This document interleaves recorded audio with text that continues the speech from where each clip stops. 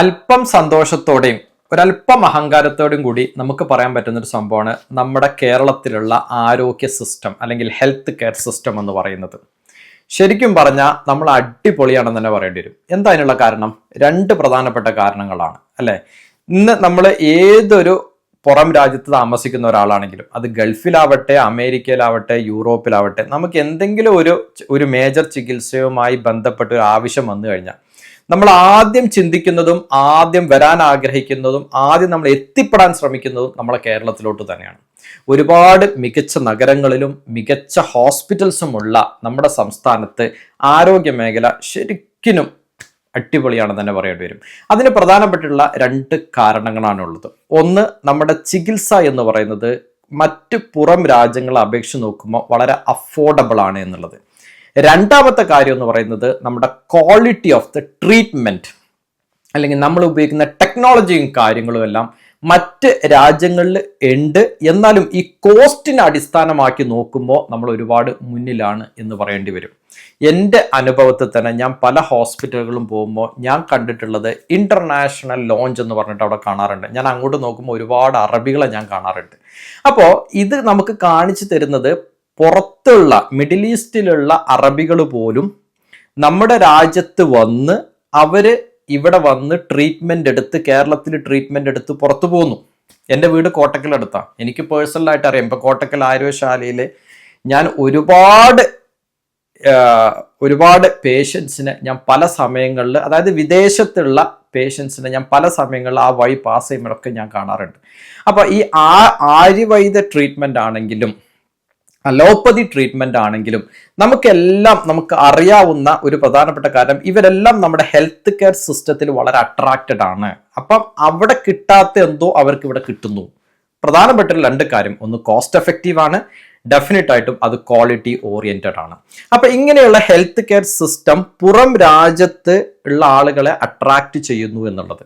Covid കാലത്ത് പ്രത്യേകിച്ച് 2020 നമ്മൾ നടത്തിയിട്ടുള്ള ആക്ഷൻ പ്ലാനുകളെല്ലാം തന്നെ പുറം രാജ്യങ്ങളിലുള്ള, പുറത്തുള്ള, വിദേശത്തുള്ള ഒരുപാട് മീഡിയാസിൽ റിപ്പോർട്ടുകളായിട്ട് വന്നിട്ടുണ്ട്. ഒരുപാട് സന്തോഷം നൽകുന്ന കാര്യമാണ്. ഒരു മലയാളി എന്നുള്ള നിലക്ക് നമ്മുടെ കൊച്ചു കേരളത്തിൽ നടക്കുന്ന ഇത്രയും വലിയ പ്രവർത്തനങ്ങൾ ലോകം മുഴുവൻ ചർച്ച ചെയ്യപ്പെടുന്നു എന്നുള്ളത് തന്നെ. പക്ഷേ ഇങ്ങനെയുള്ള സംസ്ഥാനത്ത് ജീവിക്കുന്ന നമുക്ക് എന്തുകൊണ്ട് ഇന്ത്യയിലുള്ള അല്ലെങ്കിൽ കേരളത്തിലുള്ള ഹെൽത്ത് കെയർ സിസ്റ്റത്തിൽ നടക്കുന്ന ഓപ്പർച്യൂണിറ്റികളെ നമുക്കൊരു ഇൻവെസ്റ്റ്മെന്റ് രീതിയിൽ ഉപയോഗിച്ചുകൂടാം? നമുക്ക് തീർച്ചയായിട്ടും അത് ഉപയോഗപ്പെടുത്തുവാനായിട്ടുള്ള അവസരങ്ങളുണ്ട്. ആ അവസരങ്ങൾ നമുക്ക് മുന്നിൽ തുറന്നിട്ടിട്ടുണ്ട്. ഒരുപക്ഷെ നമ്മളത് അറിയാതെയോ അറിഞ്ഞോ നമുക്ക് നമ്മുടെ കണ്ണിൽ അത് പെട്ടിട്ടില്ല എന്നുള്ളതാണ് സത്യം.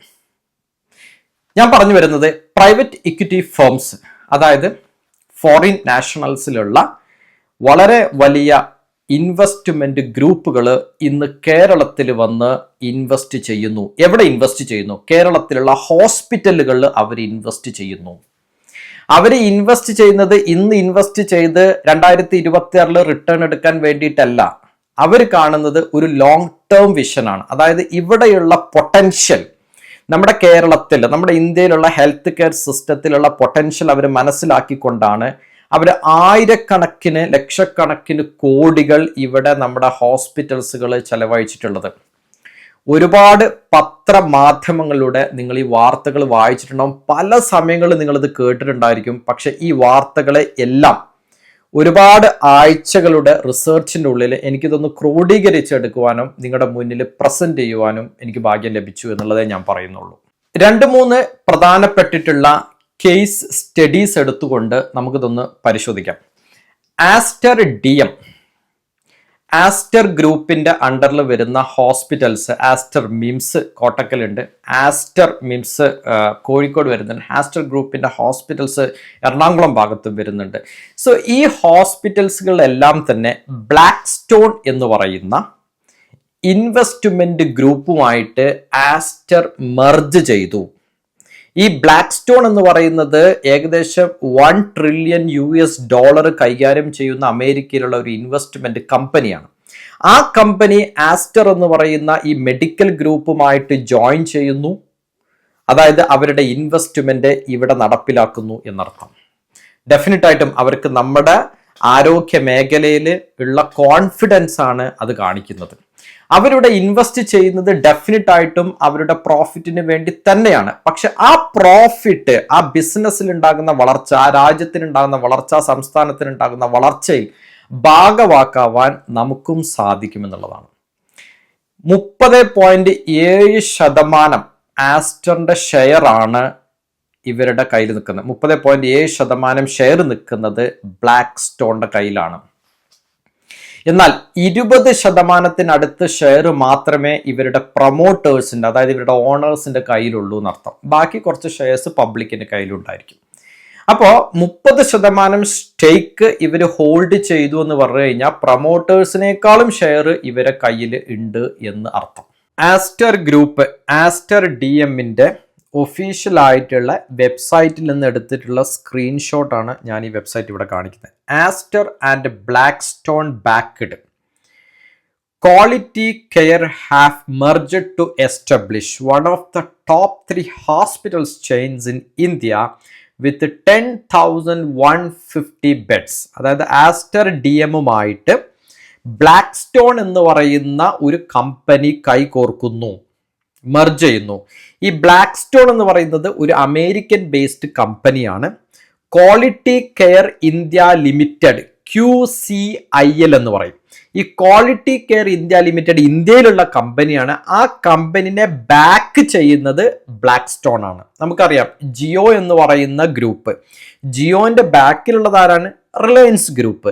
അതേപോലെ തന്നെയാണ് ക്വാളിറ്റി കെയർ ഇന്ത്യ ലിമിറ്റഡ് എന്ന് പറയുന്ന ഒരു കമ്പനിയാണ് ആരുമായിട്ട് മെർജ് ചെയ്തത്? ആസ്റ്റർ DMുമായിട്ട് മെർജ് ചെയ്തത്. ഈ ക്വാളിറ്റി കെയർ ഇന്ത്യ ലിമിറ്റഡിന്റെ ബാക്കിലുള്ളത് ആരാണ്? ഒരു അമേരിക്കൻ കമ്പനിയാണ് ബ്ലാക്ക് സ്റ്റോൺ.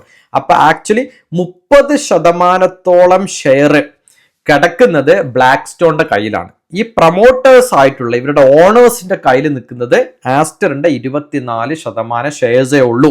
അപ്പൊ ഓണറുടെക്കാളും കൂടുതൽ ഷെയർസ് ആരുടെ കയ്യിലാണുള്ളത്?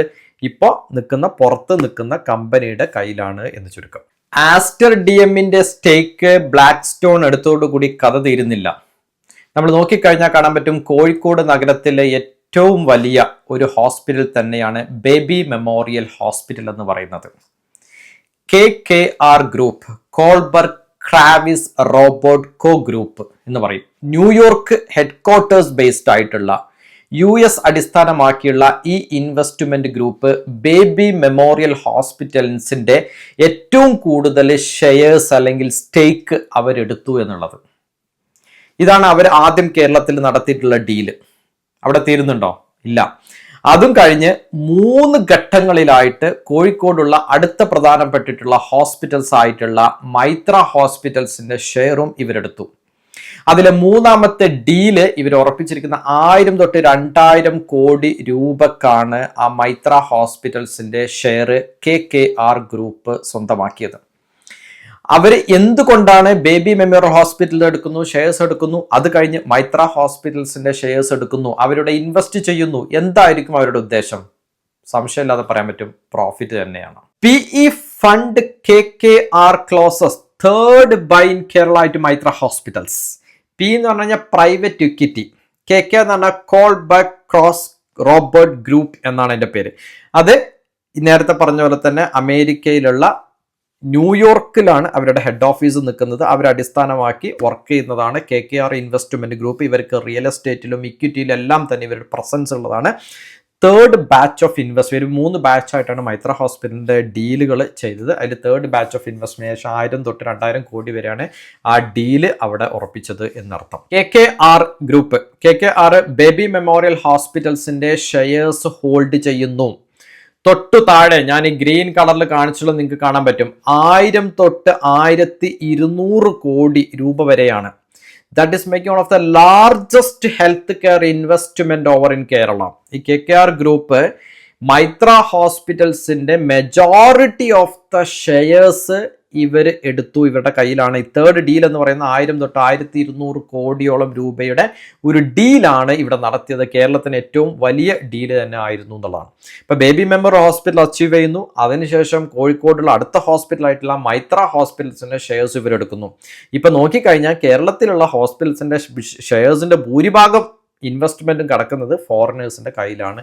KKR ഗ്രൂപ്പിന്റെ പ്രവർത്തനം കേരളത്തിൽ മാത്രമല്ലെന്നുള്ളത്, കേരളത്തിന് പുറത്തുള്ള ഹോസ്പിറ്റലുകളിൽ, അതായത് HCG ഹോസ്പിറ്റൽസിൽ, ഹെൽത്ത് കെയർ എന്റർപ്രൈസസ് ഹോസ്പിറ്റൽസ് ആണ്, അതായത് ഇന്ത്യയിൽ തന്നെ ഏറ്റവും വലിയ ഓങ്കോളജി ഹോസ്പിറ്റലായിട്ടുള്ള HCG ഹോസ്പിറ്റൽസിന്റെ ഷെയർസിലും പങ്കാളിത്തം കൊണ്ടുവന്നു KKR. അതായത് KKR ഗ്രൂപ്പ് അതിലും അവരുടെ ഷെയർസ് വാങ്ങി, അതായത് അവരതിനകത്തോട്ട് മെർജ് ചെയ്തു, അത് അവർ ഇൻവെസ്റ്റ് ചെയ്തു എന്ന് ചുരുക്കം.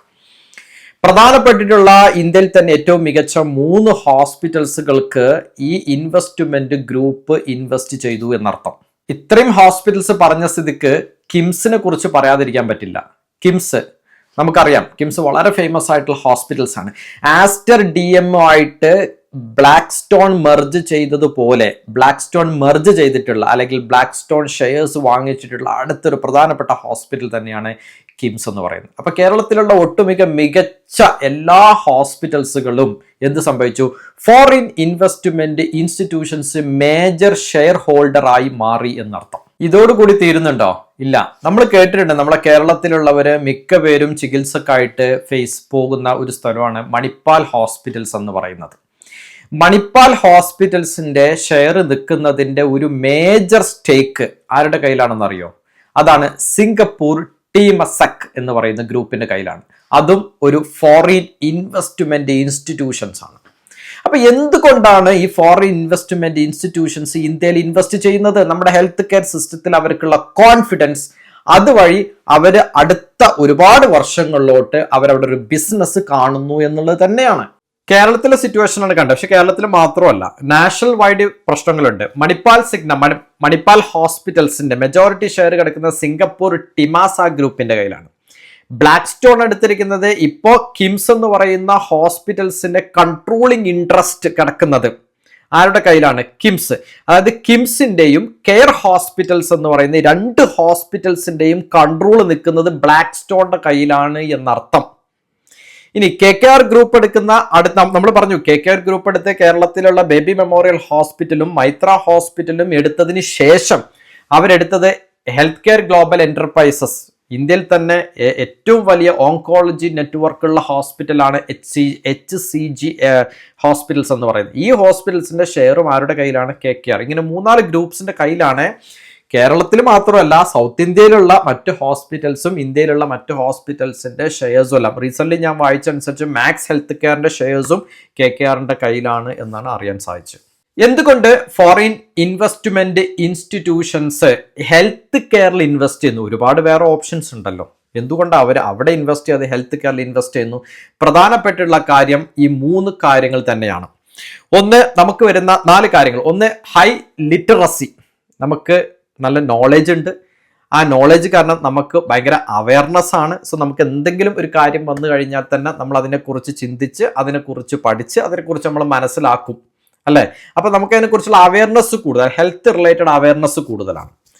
Second point, strong remittance economy. നമ്മുടെ കേരളത്തിൽ നമുക്കറിയാം, എസ്പെഷ്യലി മലബാർ റീജിയൻസിലെല്ലാം, മലബാറെല്ലാം ഇന്നിപ്പോൾ ഫിനാൻഷ്യലി ഭയങ്കര സൗണ്ട് ആയത് തന്നെ ഈ ഗൾഫ് രാജ്യങ്ങളിൽ നിന്നുള്ള പണമാണ്. അവ സ്ട്രോങ് ആയിട്ട് അവിടുന്ന് മണി ഫ്ലോ കേരളത്തിലോട്ട് നടക്കുന്നുണ്ട്. ഈ മണി ഫ്ലോ നടക്കുന്നത് എന്തിനാണ്? ഡെഫിനറ്റ്ലി ഇവിടുത്തെ എന്താ പറയുക, ഞാൻ ഈയിടെ ഒരാൾക്ക് സംസാരിച്ച സമയത്ത് അയാൾ പറഞ്ഞിരുന്നു, അവിടെ നിന്ന് ഇങ്ങോട്ട് പൈസ അയക്കുന്ന 2 കാര്യത്തിന്, ഒന്ന് വലിയ കല്യാണം നടത്താനും ഒന്ന് കുറെ ഹോസ്പിറ്റലിൽ കൊടുക്കാനെന്ന് പറഞ്ഞു. ഒരു പക്ഷേ ശരിയായിരിക്കാം, പക്ഷെ ഹോസ്പിറ്റലിൽ കൊടുക്കുന്നത് നമ്മൾ ആഗ്രഹിച്ചുകൊണ്ട് കൊടുക്കുന്നതല്ലോ, നമുക്ക് അങ്ങനെ അവസ്ഥ വരുന്നതുകൊണ്ട് കൊടുക്കുന്നത്. പക്ഷെ ഇങ്ങനെ എക്കണോമി ബൂസ്റ്റ് ചെയ്യുന്നു എന്നുള്ളത് ഒരു പോയിന്റാണ്. തേർഡ് പോയിന്റ് എന്ന് പറയുന്നത് ഏജിങ് പോപ്പുലേഷൻ. എന്താണ് ഏജിങ് പോപ്പുലേഷൻ? നമുക്കറിയാം, നമ്മുടെ ലൈഫ് സ്റ്റൈൽ ഡിസീസുകൾ കൂടി വരുന്നുണ്ട്. ലൈഫ് സ്റ്റൈൽ ഡിസീസുകൾ കൂടി വരുന്ന സമയത്താണ് നമുക്ക് ഏജിങ്, അതായത് diabetics, cholesterol, uric acid, asthma, ഇത്തരത്തിലുള്ള ലൈഫ് സ്റ്റൈൽ ഡിസീസുകൾ വരുന്ന സമയത്ത് നമ്മുടെ ഈ പോപ്പുലേഷൻ എന്ത് സംഭവിക്കും? നമ്മൾ കൂടുതൽ ഹോസ്പിറ്റൽസിനെ ഡിപ്പെൻഡ് ചെയ്യും. അപ്പോൾ നമ്മൾ കൂടുതൽ ഹോസ്പിറ്റൽസിലോട്ട് പണം ഒഴുകും, അത് ഇവരുടെ പ്രോഫിറ്റ് ആയിട്ട് മാറും. ഇനി ഹോസ്പിറ്റൽ സെൻട്രിക് കൾച്ചർ ഉണ്ട്, അത് കേരളത്തിൽ ഇന്ന് വളരെ കൂടുതലാണ്. പുറത്തൊക്കെ ജീവിക്കുമ്പോൾ നമുക്ക് അറിയാൻ പറ്റുന്നതാണ്, നമ്മൾ ചെറിയ അസുഖങ്ങൾക്കൊന്നും പെട്ടെന്ന് നമ്മൾ ഹോസ്പിറ്റലിൽ പോകുന്ന ഒരു ട്രെൻഡ് ഇല്ല. പക്ഷെ കേരളത്തിൽ ഒരു ചെറിയ ജലദോഷം വന്നാലോ പനി വന്നാലോ നമ്മൾ ഹോസ്പിറ്റലിൽ പോകുന്നു, ഡോക്ടറെ കണ്ട് ഇറങ്ങുന്നതോട് കൂടി ഒരു 3-4 മെഡിസിൻസ് ഡോക്ടർ എഴുതുന്നു. അപ്പോൾ ഫാർമസ്യൂട്ടിക്കൽ കമ്പനീസ് പ്രോഫിറ്റിലാണ്, നമ്മൾ പെട്ടെന്ന് ഡോക്ടറെ കാണിക്കുന്നു, ഡോക്ടർക്ക് ഫീസ് കിട്ടുന്നു, ഹോസ്പിറ്റൽസ് പ്രോഫിറ്റിലാണ്, investment institutions are also happy. അപ്പൊ ഈ ഹോസ്പിറ്റൽ സെൻട്രിക് കൾച്ചറും ഇന്ന് കേരളത്തിൽ വളരെ കൂടുതലാണ്. കാരണം നമ്മൾ കുറേ എഡ്യൂക്കേറ്റഡ് ആയതുകൊണ്ട് തന്നെ ആയിരിക്കാം, ഒരുപക്ഷെ നമുക്ക് പെട്ടെന്ന് ഒരു അസുഖം വരുന്ന സമയത്ത് നമ്മൾ വളരെ പെട്ടെന്ന് നമ്മൾ അതിനെ ഒരു നാച്ചുറൽ ഹീലിംഗ് പ്രോസസ്സൊക്കെ പോകുന്നതിനേക്കാളും ഫാസ്റ്റ് ആയിട്ട് നമ്മൾ ഹോസ്പിറ്റൽസിനെ ഡിപ്പെൻഡ് ചെയ്യുന്നു എന്നുള്ളത്. അപ്പോൾ ഇത്തരത്തിലുള്ള പ്രധാനപ്പെട്ട കാര്യങ്ങളാണ് ഈ ഫോറിൻ ഇൻവെസ്റ്റ്മെന്റ് ഇൻസ്റ്റിറ്റ്യൂഷനെ കേരളത്തിലോട്ടും അല്ലെങ്കിൽ ഇന്ത്യയിലോട്ടും അട്രാക്ട് ചെയ്യുന്നത് എന്നർത്ഥം. ഒരുപാട് പത്രമാധ്യമങ്ങളിൽ വന്ന റിപ്പോർട്ടുകൾ നമ്മൾ കണ്ടു കഴിഞ്ഞു. ഇതിൽ നിന്നെല്ലാം നമുക്ക് മനസ്സിലാവുന്ന ഒരൊറ്റ കാര്യമാണ്, ഇത്തരത്തിലുള്ള ഒരുപാട് ഫോറിൻ ഇൻവെസ്റ്റ്മെന്റ് ഇൻസ്റ്റിറ്റ്യൂഷൻസ് കേരളത്തിൽ വന്ന് നമ്മുടെ നാട്ടിൽ വന്ന് നമുക്ക് ഇവിടെ വന്ന് ഇൻവെസ്റ്റ് ചെയ്യുന്ന സമയത്ത് ഈ ഇൻവെസ്റ്റ് ചെയ്യുമ്പോൾ ഡെഫിനറ്റ് ആയിട്ടും നമ്മുടെ ഹോസ്പിറ്റലുകളിലുള്ള ഇൻഫ്രാസ്ട്രക്ചറുകൾ വർദ്ധിക്കും. ഒരു സംശയമില്ലാതെ പറയാൻ പറ്റും, ചികിത്സാ ചെലവും വർദ്ധിക്കും. മൾട്ടി നാഷണൽ രീതികളിലുള്ള ലോകത്തിൽ തന്നെ ഏറ്റവും മികച്ച ആരോഗ്യ മേഖലയിലുള്ള വളർച്ച കേരളം കൈവരിക്കും എന്നുള്ളതിൽ ഒരു തർക്കമില്ല. ഏറ്റവും ഇൻഫ്രാസ്ട്രക്ചേഴ്സ് ആയിരിക്കും, ഏറ്റവും മികച്ച ഡോക്ടേഴ്സ് വരും, ഏറ്റവും മികച്ച ഫെസിലിറ്റീസുകൾ കൊടുക്കും. സ്വാഭാവികമായിട്ടും ചെലവ് ക്രമാതീതമായിട്ട് കൂടും. ലോകത്തിൽ തന്നെ ഒരുപക്ഷെ ഒരു ഏറ്റവും മികച്ച ഹെൽത്ത് കെയർ ഹബ്ബായിട്ട് കേരളം അടുത്ത 10-15 വർഷം കൊണ്ട് മാറിയേക്കാം. അപ്പൊ ഇങ്ങനെയുള്ള ഈ അവസ്ഥ നിൽക്കുമ്പോൾ ഇതിന് ഒരുപാട് ഗുണങ്ങളുണ്ട്, ഒരുപാട് ദോഷങ്ങളുണ്ട്. നമ്മുടെ ചികിത്സാ ചെലവ് കൂടും. ഈ ചികിത്സാ ചെലവ് കൂടുന്ന സമയത്ത് നമുക്ക് ഈ ചികിത്സാ ചെലവ് ഒരുപക്ഷെ നമ്മുടെ കയ്യിൽ നിൽക്കാത്തൊരവസ്ഥ വരും. അതിനാണ് നമുക്ക് തീർച്ചയായിട്ടും ഒരു മികച്ച ഹെൽത്ത് ഇൻഷുറൻസ് ഉണ്ടായിരിക്കണം എന്ന് പറയുന്നത്. ഹെൽത്ത് ഇൻഷുറൻസിനെ കുറിച്ച് ഡിസ്കസ് ചെയ്യുന്ന ഒരു വീഡിയോ ഞാൻ ഓൾറെഡി നമ്മുടെ ചാനലിൽ പോസ്റ്റ് ചെയ്തിട്ടുണ്ടായിരുന്നു. അത് ഞാൻ ഈ വീഡിയോ ഡിസ്ക്രിപ്ഷനിൽ ഞാൻ ആ കമൻറ്റിൽ പിൻ ചെയ്ത് വെക്കുന്നുണ്ട്. താല്പര്യം ഉണ്ടെങ്കിൽ നിങ്ങൾക്ക് ആ വീഡിയോ ഒന്ന് വാച്ച് ചെയ്ത് നോക്കാവുന്നതാണ്. നല്ല ഹെൽത്ത് ഇൻഷുറൻസ് നിങ്ങൾക്ക് എടുക്കുവാനും അല്ലെങ്കിൽ നിങ്ങൾ എടുക്കാൻ ആഗ്രഹിക്കുന്ന ഒരാളാണെങ്കിലും ഒരു ഹെൽത്ത് ഇൻഷുറൻസിൽ നിന്ന് വേറെ ഹെൽത്ത് ഇൻഷുറൻസ്ക്ക് പോർട്ട് ചെയ്യുകയാണെങ്കിലും ഒരുപക്ഷെ നിങ്ങൾ ആ വീഡിയോ സഹായിച്ചേക്കാം. നമുക്ക് വിഷയത്തിലോട്ട് വരാം. അപ്പൊ ഈ ചികിത്സാ ചെലവ് കൂടും, ഇൻഫ്രാസ്ട്രക്ചേഴ്സ് ഫെസിലിറ്റീസുകൾ എല്ലാം കൂടും. അപ്പോൾ ഈ ഇത്തരത്തിലുള്ള വളരെ വലിയൊരു വളർച്ച വരുമ്പോൾ നമുക്ക് 2 രീതിയിലാണ് അതിൽ ഓപ്പർച്യൂണിറ്റീസുകൾ നമുക്ക് കണ്ടെത്താൻ പറ്റുന്നത്. ഒന്ന്, ഇത്രയും വലിയ ചെലവുകളിൽ നിന്ന് നമുക്ക് രക്ഷപ്പെടണം. നേരത്തെ പറഞ്ഞോളൂ, നമുക്ക് ഹെൽത്ത് ഇൻഷുറൻസ് ഉണ്ടായേ പറ്റൂ. രണ്ടാമത്തെ കാര്യം, ഈ വളർച്ചയോടൊപ്പം നമുക്കും വളരാൻ പറ്റും എന്നുള്ളതാണ്. ഇത്തരത്തിൽ വളരണമെന്നുണ്ടെങ്കിൽ ഈ ഹോസ്പിറ്റൽ സെക്ടറുകളിൽ അല്ലെങ്കിൽ ഈ തീമില് ഇൻവെസ്റ്റ് ചെയ്യുന്ന ഇൻവെസ്റ്റ്മെന്റ് ഓപ്പർച്യൂണിറ്റി നമ്മൾ കണ്ടെത്തണം. അങ്ങനെ വരുന്ന ഒന്നാണ് ബോംബെ സ്റ്റോക്ക് എക്സ്ചേഞ്ചിന്റെ അണ്ടറിൽ വരുന്ന ഹെൽത്ത് കെയർ ഇൻഡെക്സ് എന്ന് പറയുന്നത്. ഒരുപാട് ഹോസ്പിറ്റൽസുകൾ ഉള്ള ഒരു ഇൻഡെക്സ് ആണ് ബോംബെ സ്റ്റോക്ക് എക്സ്ചേഞ്ച് ഫോം ചെയ്തിട്ടുള്ളത്. ഏകദേശം ഈ വർഷം ഒക്ടോബർ 2025 ഈ ഇൻഡെക്സ് ഫോം ചെയ്തത്. പക്ഷേ അൺഫോർച്ചുനേറ്റ്ലി ഈ ഇൻഡെക്സിൽ മാത്രം നിക്ഷേപിക്കാനുള്ള ഒരു മ്യൂച്വൽ ഫണ്ടോ ഒരു എക്സ്ചേഞ്ച് ട്രേഡഡ് ഫണ്ടോ നമുക്കില്ല. കമ്പനിയുടെ ഇൻഡിവിജ്വൽ ഷെയർസുകൾ അവൈലബിൾ ആണ്. പക്ഷെ നമുക്കറിയാം ഇൻഡിവിജ്വൽ ഷെയർസിലുള്ള റിസ്ക് വളരെ കൂടുതലാണെന്നുള്ളത്.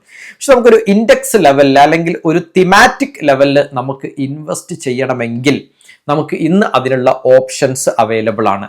അതാണ് ഹോസ്പിറ്റൽ ആൻഡ് അതായത് ഹെൽത്ത് കെയർ സെക്ടറിൽ വരും. ഹെൽത്ത് കെയർ എന്ന് പറയുമ്പോൾ ഈ ഹോസ്പിറ്റൽസും പ്ലസ് ഇതിനോട് കൂടെ വരുന്ന ഫാർമസ്യൂട്ടിക്കൽ കമ്പനീസ് ആയിട്ടുള്ള Cipla, Sun Pharmaceutical, doctor Reddy's laboratories, Natco pharma തുടങ്ങിയ ഒരുപാട് ഫാർമ കമ്പനികളും ഹോസ്പിറ്റൽ കമ്പനികളും ചേർന്ന് വരുന്ന ഒരു തീമാണ് ഹെൽത്ത് കെയർ തീം എന്ന് പറയുന്നത്. ഈ ഹെൽത്ത് കെയർ തീമിൽ ഒരുപാട് മികച്ച മ്യൂച്വൽ ഫണ്ടുകൾ നമുക്ക് ഡയറക്റ്റ് ആയിട്ട് ഇൻവെസ്റ്റ് ചെയ്യുവാനുള്ള ഓപ്ഷൻസ് അവൈലബിൾ ആണ്. ഇനി നമുക്ക് ഇൻവെസ്റ്റ് ചെയ്യാനുള്ള ഓപ്ഷൻസ് ആണ് BSE ബോംബെ സ്റ്റോക്ക് എക്സ്ചേഞ്ചിന്റെ hospital index. Hospital index construct ചെയ്തിരിക്കുന്നത് നമുക്ക് നോക്കിക്കഴിഞ്ഞാൽ കാണാൻ പറ്റും ഫോർട്ടിസ് ഹെൽത്ത് കെയറിലാണ് 20.91% കിടക്കുന്നത്. അത് കഴിഞ്ഞാൽ Max Health Care 19.7, Max Health കെയറിന്റെ നല്ലൊരു ശതമാനം ഷെയർ KKR ഗ്രൂപ്പിന്റെ കയ്യിലാണ്. Apollo Hospitals 19.52, Krishna Institute of Medical Science KIMS നമ്മൾ പറഞ്ഞു കഴിഞ്ഞു, KKR ഗ്രൂപ്പിന്റെ കയ്യിലാണ് കിംസ് നിൽക്കുന്നത്. ആസ്റ്റർ DM 7% ഉണ്ട്. ആ 7% ഷെയർസിൽ ഈ ഇൻഡെക്സിൽ 7% ഹോൾഡിംഗ് ആണ്. നമുക്കറിയാം ബ്ലാക്ക് സ്റ്റോണിന്റെ കയ്യിലാണ് അതിന്റെ ഷെയർസ് നിൽക്കുന്നത്. Narayana Hrudayalaya Hospital 5.94, Global Health Medanta നമ്മൾ പറഞ്ഞു ലാർജസ്റ്റ് ഓങ്കോളജി നെറ്റ്വർക്ക് ഉള്ള hospital, Rainbow Children Medicare Hospitals, Jupiter Life Hospitals, Health Care Global Enterprises. Health Care Global Enterprise ആണ് കൂടുതൽ ഓങ്കോളജി നെറ്റ്വർക്ക് ഉള്ളത്. ഞാൻ പറഞ്ഞത് മാറിപ്പോയതാണ്, ഗ്ലോബൽ ഹെൽത്ത് അല്ല, ഹെൽത്ത് കെയർ ഗ്ലോബൽ എന്റർപ്രൈസസ് ആണ്. സോ ഇതാണ് BSE ഹെൽത്ത് കെയർ ഇൻഡെക്സിന്റെ ഇത്. അതായത് ഇത്രയും ഹോസ്പിറ്റൽസ് കൂടിയ ഈ ഇൻഡെക്സിനെയാണ് BSE ഹോസ്പിറ്റൽ ഇൻഡെക്സ് എന്ന് പറയുന്നത്. ഇതിനെ ട്രാക്ക് ചെയ്യുന്ന ഒരു മ്യൂച്വൽ ഫണ്ട് ഇല്ല. പക്ഷെ നമുക്ക് ഈ ഫണ്ടിനെ കുറിച്ച് ഡീറ്റെയിൽ ആയിട്ട് നോക്കാം. ഈ ഇൻഡെക്സ് ലോഞ്ച് ചെയ്തത് ഈ കഴിഞ്ഞ ഒക്ടോബർ 3 ആയിരുന്നു ഈ ഇൻഡെക്സ് ലോഞ്ച് ചെയ്തത്. ഈ ഇൻഡെക്സിന്റെ ഒരു ഓവറോൾ ടോട്ടൽ റിട്ടേൺസ് ഒന്ന് നോക്കിക്കഴിഞ്ഞാൽ ഇയർ ടിൽ ഡേറ്റ് 14.01% റിട്ടേൺ കൊടുത്തിട്ടുണ്ട്. 1 ഇയർ റിട്ടേൺ 25.54ഉം 3 ഇയർ റിട്ടേൺ 37.18ഉം 5 ഇയർ ആനുവലൈസ്ഡ് റിട്ടേൺ 40.40യും ആണ്. അതായത് ഒരു ഡീസെന്റ് റിട്ടേൺ ആണ് എന്നുള്ളതിൽ സംശയമില്ല. പക്ഷെ പേഴ്സണലി ഞാൻ എക്സ്പെക്ട് ചെയ്യുന്നു ഇതൊരു ലോങ് ടേം ഇൻവെസ്റ്റ്മെന്റിന് ഉള്ള ഒരു ഓപ്പർച്യൂണിറ്റി ഇതിനകത്ത് ഈ ഫോറിൻ ഇൻവെസ്റ്റ്മെന്റ് ഇൻസ്റ്റിറ്റ്യൂഷൻസ് വരുമ്പോൾ നമുക്ക് ആ ഒരു ഇൻഫ്രാസ്ട്രക്ചറിലും അതിന്റെ ഗ്രോത്തിലും അതിന്റെ പാറ്റ് എന്ന് പറഞ്ഞാൽ പ്രോഫിറ്റ് ആഫ്റ്റർ ടാക്സ് എല്ലാത്തിലും ആ ഒരു റിഫ്ലക്ഷൻ ഉണ്ടാവാനുള്ള ചാൻസസ് വളരെ കൂടുതലാണ്. ഒരുപാട് കാര്യങ്ങൾ പഠിച്ച സ്ഥിതിക്ക് നമുക്കറിയണം എങ്ങനെ നമുക്ക് ഈ ഓപ്പർച്യൂണിറ്റിനെ ഉപയോഗിക്കാം. ആ ഓപ്പർച്യൂണിറ്റി ഉപയോഗിക്കാനുള്ള വഴിയാണ് നമുക്ക് ഇത്തരത്തിലുള്ള ഹോസ്പിറ്റൽസിലും ഇതുമായി ബന്ധപ്പെട്ട് വർക്ക് ചെയ്യുന്ന ഫാർമസ്യൂട്ടിക്കൽ കമ്പനീസിലും നമുക്ക് ഇൻവെസ്റ്റ് ചെയ്യാൻ ഇന്ത്യയിലെ ഇന്ന് ഇത്ര അധികം ഏകദേശം 20ഓളം മ്യൂച്വൽ ഫണ്ടുകൾ ഇന്ത്യയിൽ അവൈലബിൾ. അതിന്റെ കംപ്ലീറ്റ് ലിസ്റ്റാണ് ഇതിൽ കാണിക്കുന്നത്. അത് എത്ര അസറ്റ് അണ്ടർ മാനേജ്മെന്റ്, എത്ര കോടി രൂപയാണ് അത് കൈകാര്യം ചെയ്യുന്നത്, അതിന്റെ 1 month return, 3 month return, 1 year return എല്ലാം ഉണ്ട്. അപ്പോൾ ഒരു ഹോസ്പിറ്റൽസ് ഇൻഡെക്സിനെ ട്രാക്ക് ചെയ്യുന്ന ഒരു മ്യൂച്വൽ ഫണ്ട് ഇന്ന് അവൈലബിൾ അല്ല. എന്നാൽ ഹോസ്പിറ്റൽ ഇൻഡെക്സ് പ്ലസ് ഫാർമസ്യൂട്ടിക്കൽ കമ്പനീസിനെ ട്രാക്ക് ചെയ്യുന്ന തിമാറ്റിക് ഫണ്ടുകൾ അവൈലബിൾ ആണ്. തിമാറ്റിക് ഫണ്ടും സെക്ടോറൽ ഫണ്ടും രണ്ടാണ്. ഹോസ്പിറ്റൽ നെറ്റ്വർക്ക് എന്ന് പറയുന്നത് സെക്ടോറൽ ഫണ്ടാണ്. പക്ഷെ ഹോസ്പിറ്റൽ പ്ലസ് ഫാർമ വരുമ്പോൾ അത് തിമാറ്റിക് ഫണ്ടിലോട്ട് മാറുന്നു.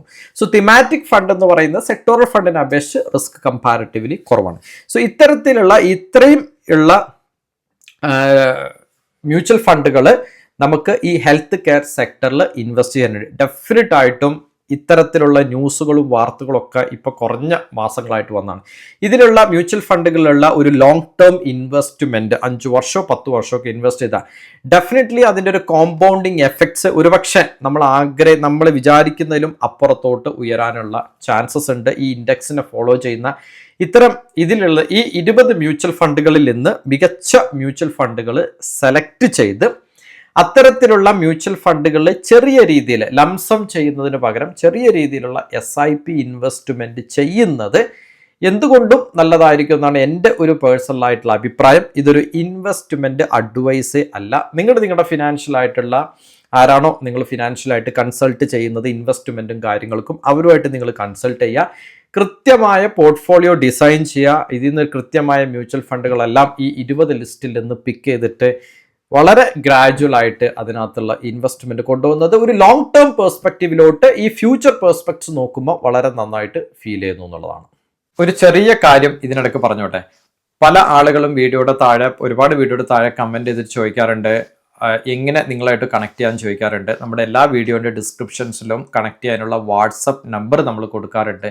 അതിൽ നിങ്ങൾക്ക് എന്തെങ്കിലും രീതിയിലുള്ള സംശയമോ സപ്പോർട്ടോ ആവശ്യമുണ്ടെങ്കിൽ നിങ്ങൾക്ക് വാട്സപ്പിൽ കണക്ട് ചെയ്ത് ചോദിക്കാവുന്നതാണ്. അതുപോലെ തന്നെ പേഴ്സണൽ ഫിനാൻസിനെ കുറിച്ച് അറിയാനും സ്റ്റോക്ക് മാർക്കറ്റ് റിലേറ്റഡ് ആയിട്ടുള്ള ന്യൂസുകൾ, ഹെൽത്ത് ഇൻഷുറൻസ് റിലേറ്റഡ് ആയിട്ടുള്ള ന്യൂസുകളും കാര്യങ്ങളൊക്കെ പഠിക്കാനൊക്കെ താല്പര്യമുണ്ടെങ്കിൽ നമ്മളൊരു പബ്ലിക് ടെലഗ്രാം ചാനൽ റൺ ചെയ്യുന്നുണ്ട്. ആ ചാനലിൻ്റെ ഡിസ്ക്രിപ്ഷനും ആ ചാനലിൻ്റെ ലിങ്കും ഞാൻ ഈ വീഡിയോ ഡിസ്ക്രിപ്ഷനിൽ ചേർക്കുന്നുണ്ട്. കംപ്ലീറ്റ്ലി ഫ്രീ ആണ്. നിങ്ങൾക്ക് ജോയിൻ ചെയ്തിട്ട് നോക്കാം നിങ്ങൾക്ക് യൂസ്ഫുൾ ആകുന്നുണ്ടോ എന്നുള്ളത്. ഈ വീഡിയോ കണ്ടതിലൂടെ കേരളത്തിൽ ഇപ്പോൾ നടന്നുകൊണ്ടിരിക്കുന്ന ഒരുപാട് വർഷത്തെ പഴക്കമുള്ള കാര്യങ്ങളെല്ലാം നമ്മൾ സംസാരിച്ച് തീർച്ചയായിട്ടും ഈ വർഷവും കഴിഞ്ഞ വർഷമൊക്കെ നടക്കുന്ന കാര്യങ്ങളെക്കുറിച്ചാണ്. നമ്മൾ അറിയാതെ ഒരുപക്ഷെ നമ്മുടെ ശ്രദ്ധയിൽ പെടാതെ പോകുന്ന ഒരുപാട് കാര്യങ്ങളാണ്. ഇത്തരത്തിലുള്ള കാര്യങ്ങൾ നമുക്ക് ചുറ്റും നടക്കുന്നുണ്ടെന്നും അതിലുള്ള ഓപ്പർച്യൂണിറ്റികൾ, അവസരങ്ങൾ നമ്മൾ മനസ്സിലാക്കിക്കൊണ്ട് ഇപ്പോൾ നമ്മൾ ചെറിയ രീതിയിലുള്ള ഇൻവെസ്റ്റ്മെന്റ് സ്റ്റാർട്ട് ചെയ്ത് കഴിഞ്ഞാൽ ഫ്യൂച്ചറിൽ ഡെഫിനറ്റ് ആയിട്ടും ഈ വളർച്ചയോടൊപ്പം നമുക്കും ഫിനാൻഷ്യലി വളരാൻ സാധിക്കും എന്നുള്ളതാണ്. നിങ്ങൾ ഈ വീഡിയോ കണ്ടതിലൂടെ നിങ്ങൾക്ക് യൂസ്ഫുൾ ആയിട്ടുള്ള കുറച്ച് ഇൻഫർമേഷൻസ് പാസ് ചെയ്യാൻ എൻ്റെ ചെറിയ അറിവ് വെച്ച് എനിക്ക് സാധിച്ചു എന്ന് ഞാൻ വിചാരിക്കുന്നു. നിങ്ങൾക്ക് വീഡിയോ ഡെഫിനറ്റ് ആയിട്ടും യൂസ്ഫുൾ ആയിട്ടുണ്ടെങ്കിൽ നിങ്ങൾ വീഡിയോ ലൈക്ക് ചെയ്യുക. അതേപോലെ തന്നെ നിങ്ങളുടെ ഈ ഇത്തരത്തിലുള്ള അറിവ് അറിയാൻ ആഗ്രഹിക്കുന്ന നിങ്ങളുടെ ഫ്രണ്ട്സ് സർക്കിളിലോ റിലേറ്റീവ്സിന് എല്ലാവർക്കും നിങ്ങൾ ഈ വീഡിയോ ഷെയർ ചെയ്ത് കൊടുക്കുക. അതേപോലെ തന്നെ നമ്മുടെ യൂട്യൂബ് ചാനൽ, യൂട്യൂബ് കമ്മ്യൂണിറ്റിയിൽ ഞാൻ മിക്ക ദിവസങ്ങളിലും ഞാൻ കമ്മ്യൂണിറ്റി പോസ്റ്റുകൾ പോസ്റ്റ് ചെയ്യാറുണ്ട്. എൻ്റെ പേഴ്സണൽ ഇൻവെസ്റ്റ്മെൻറ്റ് ജേണിയെ കുറിച്ചിട്ടും നിങ്ങൾക്ക് mutual fund, exchange traded fund, stocks മുതലായ ഒരുപാട് ഇക്വിറ്റി അസറ്റുകളെ കുറിച്ചിട്ടും ഞാൻ ഒരുപാട് പോസ്റ്റുകൾ അതിനകത്ത് ചെയ്യാറുണ്ട്. താല്പര്യമുള്ളവർക്ക് നമ്മുടെ യൂട്യൂബ് കമ്മ്യൂണിറ്റിയിൽ ജോയിൻ ചെയ്തിട്ട് നോക്കാം. നിങ്ങൾക്ക് ഇൻട്രസ്റ്റ് ഇല്ലാന്നുണ്ടെങ്കിൽ നിങ്ങൾക്ക് any time you can cancel the subscriptions. Okay, so അടുത്ത ആഴ്ചകളിൽ നമുക്ക് മറ്റു ഇൻട്രസ്റ്റിംഗ് വീഡിയോസായിട്ട് വീണ്ടും കാണാം.